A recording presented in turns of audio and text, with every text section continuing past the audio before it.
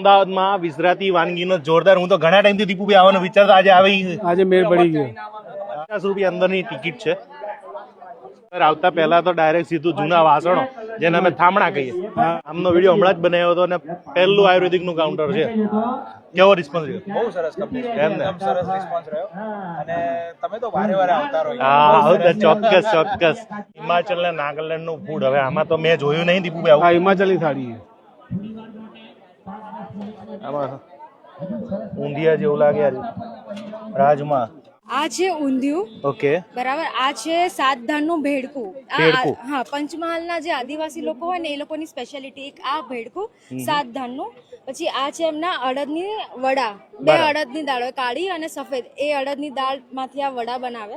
અને આ છે એમના મકાઈના વડા. અને આ જે વડા આવે છે અડદના, એની સાથે આ ચીલની ભાજી જે કહેવાય, જેને હિન્દીમાં બધા બથુઆ કહે, એ ભાજીની આ ચટણી. દીપુભાઈ આ છે વડા. અને ખીચડી. આવું તો બધું મળતું જ નથી.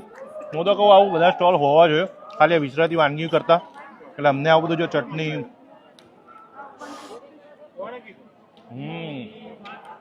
ખરેખર મજા આવી ગઈ દીપુભાઈ. આ બધું એટલે તો વિસરતી વાનગી રાખી. આ બધી હવે બનતું નથી, હવે બહુ ઓછું બનતું જાય. યસ, પણ મને એવું લાગે છે કે આવા એક્ઝિબિશનના કારણે અમને આવું ખાવા મળે.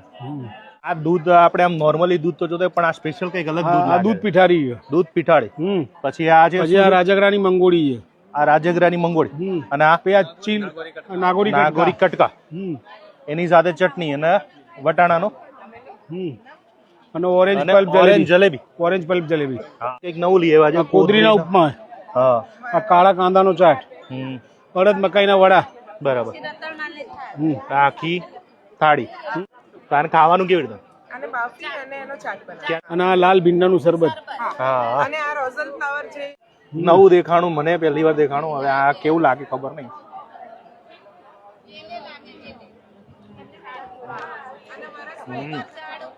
આ વર્ષમાં એક જ વાર આવે, પણ ઘણી વસ્તુ બધી નવી, એટલે આપણે શું ખાતા હોય ખબર ના પડે.